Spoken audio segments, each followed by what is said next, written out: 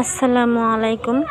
দেখেন আজকে বৃষ্টির ভিতর বৃষ্টি অবশ্য কমছে, এখন বৃষ্টি কমার সাথে সাথে শাক নিতে আসছি। এত সময় বৃষ্টির কারণে আসতে পারি নাই। লাল শাকগুলো আসলে বড় হয়েছিল, উঠানো দরকার ছিল।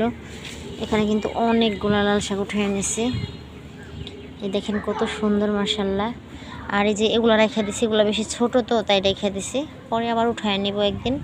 আর দেখেন এই টবে কিন্তু আমি ডাটা লাগাই দিছি, কারণ যেহেতু বৃষ্টি হয়েছে এখন আমি যাই লাগাবো তাই বাচ্চা যাইব, ওখানেও আরও দুই একটা ডাটা লাগাই দিব আইনা নিচের থেকে। এই দেখেন নোনতা শাক, কত অনেকগুলো নোনতা শাক নিছি। আর এই যে লাল শাকও নিছি,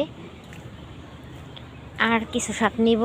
এই দেখেন একটা পুঁই গাছ লাগাইছিলাম এখানে, কিন্তু আমি এই যে দন্দুল গাছও দিয়ে দিছি। এই যে দুই সাইডে দুইটা দন্দুল গাছ, কিন্তু পুঁই গাছটা কয়েকদিন হয়েছে লাগাইছি। দেখেন মাশাল্লাহ, একটা পাতা দেখেন, পাতার অবস্থা।